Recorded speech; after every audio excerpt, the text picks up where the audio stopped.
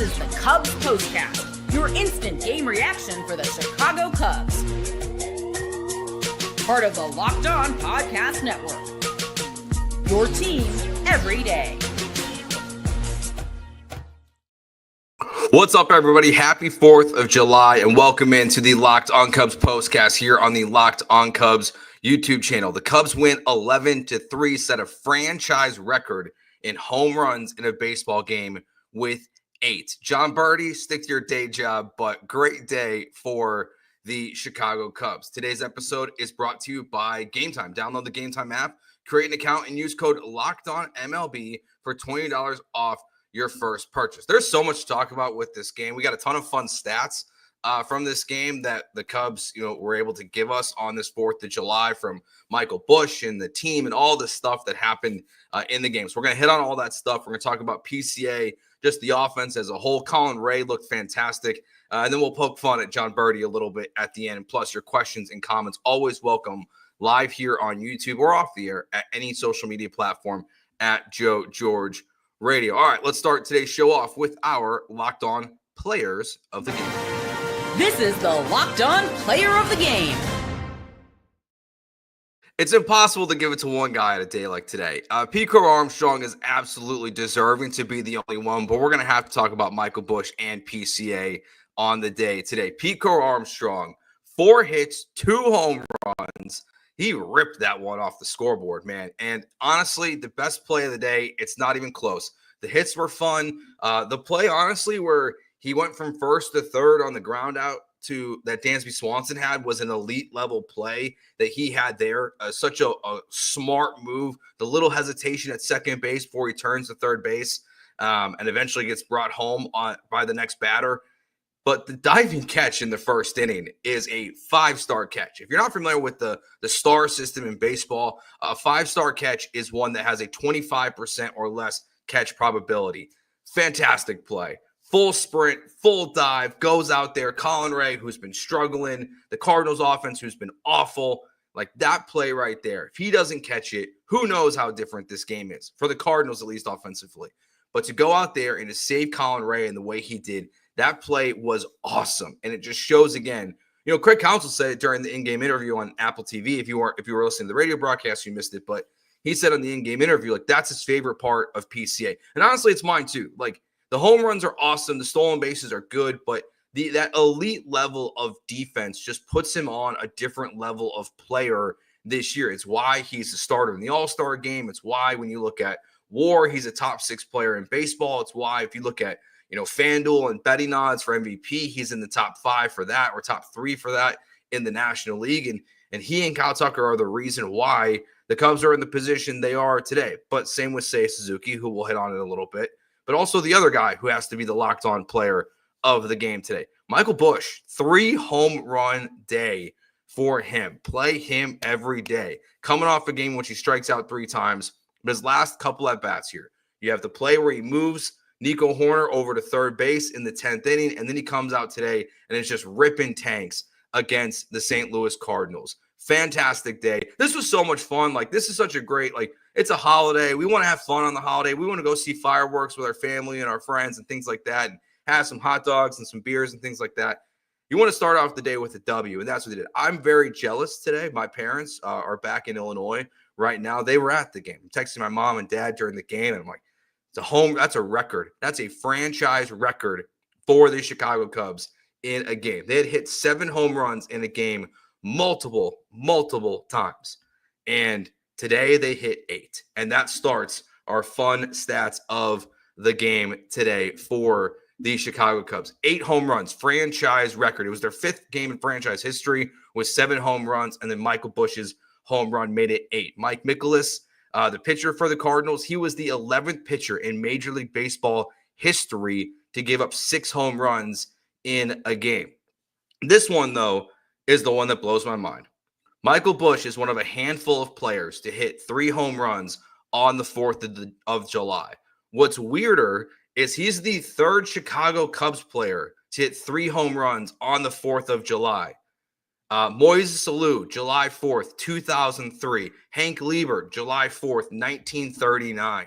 The 3rd Cubs player to do that.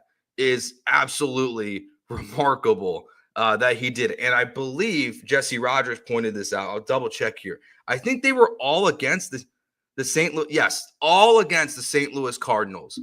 Hank, Busch, Olu. 3 home runs on the 4th of July, all against the St. Louis Cardinals. Just a fun day at the ballpark for the Chicago Cubs. Can't say enough about this offense today. In a day in which you won a game getting 3 hits, you've got one guy hitting 3 home runs. Bobby here in the chat says Michael Busch is the most underrated player in Major League Baseball. He's up there. I mean, they talked about it like Randazzo and Dontrelle Willis talked about it a lot on the broadcast today, how because of what PCA and Tucker and even Seiya Suzuki, who has a franchise record, a career record, a career high in home runs before the All-Star break, Michael Busch is the guy that's been forgot about. I mean, if you look at him statistically against first baseman, against all of baseball, he's at the top. He also, like Seiya Suzuki, I think will be named an All-Star on Sunday before the Cubs play the St. Louis Cardinals on ESPN. So I think that, what he's done, I agree with Bobby. I think he's one of the more underappreciated players, more underrated players. And we know guys are often underrated. Like, you think about a guy we just saw in Cleveland, Jose Ramirez, like he's one of those underrated players in the game because people don't know him. Michael Busch is underrated at this point just because of how elite the Cubs offense has been this season for the most part. And he's just the one that kind of gets forgotten about. So, Craig Counsell, this is why you play Michael Busch every day. Let him learn to hit against lefties, but he's crushing it. This is another move that I think, again, we talked about this on yesterday's podcast, with the moves that have happened in the margins with the bullpen and the starting pitching. And that's another one that, like, this is a credit to the front office. The acquisition of Michael Busch is a huge one, to go out there and have him playing the way he does. The Cubs this is why they're built for a run from a lineup perspective. Like, Ian Happ will get going again. I know he's been struggling, but let's just say it's not great. Kyle Tucker, Pete Crow Armstrong, Michael Busch, that core group, Seiya Suzuki, almost forgot him, that those 4 guys can carry an offense through multiple playoff series as long as they don't play a lefty. Hopefully that improves. I know they're facing a lefty tomorrow. Reminder about tomorrow as well. If you go to the Locked On Cubs YouTube channel and hit the live button there's already a room created for Saturday's watch along for Sam and Justin Steele. You can hit notify me on that so you can get a reminder as well when they go live tomorrow, so you can hang out with them, Justin Steele, for a couple innings, hear Justin Steele's thoughts on what's happening with the Cubs. He's super active on social media. Obviously, it was cool to see him in the booth, and it's going to be awesome to see him on the channel on Saturday. 4 straight wins to start the month of July. 4 straight wins since the guys took a day off and were on the boat. The boat picture so far a positive with Kyle Tucker and Michael Busch and all those guys on the boat. We'll take a break. We'll talk about what we saw from the rest of the offense, your questions and comments here in the chat, and we'll talk about Colin Rea's start as well for the Chicago Cubs. All coming up next here on the Locked On Cubs postcast on the Locked On Cubs YouTube channel. We've all been there, logging on early and waiting forever for concert tickets to go on sale, only to lose your spot for a show you've been dying to see. Live music should be about making memories, not dealing with the stress of ticket shopping. And that's where Gametime comes in. Gametime makes getting concert tickets faster and easier than ever. Prices actually drop as it gets closer to showtime, and you can save up to 60% off with their killer last-minute deals. I use Gametime for all, whether it was for when the Cubs were here in Houston, for concerts. We used it for coming up here in July. We're going to see Hot Wheels monster trucks. We're taking my son to see that. We use Gametime to get those tickets as well. So you can take the guesswork out of buying concert and show tickets with Gametime. Download the Gametime app, create an account, and use code LOCKEDONMLB for $20 off your first purchase. Terms apply. Again, create an account and redeem code LOCKEDONMLB for $20 off. Download the Gametime app today. Last minute tickets, lowest price, guaranteed. All right, the other guys that we've not talked about on the broadcast or on the show so far. Seiya Suzuki starts this thing off today. Before PCA hits his first home run of the game, he hits that one in the bottom of the first to really get this thing going. It's 1-0 Cubs. In the bottom of the second, after Michael Busch hit his first home run of the day. That was followed up by another back-to-back home run, this time coming courtesy of Carson Kelly, who, yes, he hit 8 home runs in the first month of the season. I think has hit 2 since. He's really started to swing the bat much, much better. It's added a lot to this Cubs lineup. I feel like on the days, even when it's struggling, like I think Carson Kelly has been a big reason why the recent stretch, I think I feel a lot better about the Cubs offense. And then Dansby Swanson in the bottom of the 7th to tie the franchise record in home runs, hit the 2-run home run that made it 10-1, which was before that was PCA's 4th hit of the game today. So not just, and so again, not to ignore those guys, but PCA, it was singles, diving catch, home run, the great play from going second to third. All of that was fantastic for him today. But you're getting contributions from pretty much everybody in the lineup in this one. And they smashed it. I'll be honest. There's nothing more than I enjoy a day like today because of who's the other team on the field. I despise the St. Louis Cardinals. I think for everyone else, it's a little bit different about who's like the number one team they like the least. I think for some current, like younger Cubs fans, it leans Brewers, but obviously there's a lot of White Sox. But for me, it's always the Cardinals. So like I really, really enjoyed today's game, watching them just pummel the St. Louis Cardinals on the 4th of July. Questions and comments in here. Let's see. Real Talk asks, can the Cubs make a push for the pennant? Yes, they can. I absolutely believe the Cubs can make a push for the pennant this year. You got tough teams in front of you, like the Dodgers are obviously going to be a problem, but I think this lineup, Shota, Matthew Boyd, and then if you can make the right moves at the deadline, can put the Cubs in position, which will be important because very quickly here we found out before the game today that Jameson Taillon, who was supposed to be starting tomorrow, was doing some kind of sprints during his bullpen session, strained his calf, and he's going to be out for more than a month. So that just even adds. Even though Taillon's been up and down, has given up a ton of home runs this year, we have seen him go out there and give the Cubs good starts. And yeah, it's been 50-50, I think is the nicest way to put it, with like which version of Taillon you're going to get. But now I don't know who it'll be. Craig Counsell might have already announced at this point. I know Chris Flexen's being talked about being stretched out. Maybe after tomorrow's start, maybe the next one is Flexen, which I think would make a lot of sense. Jordan Wicks has come back up.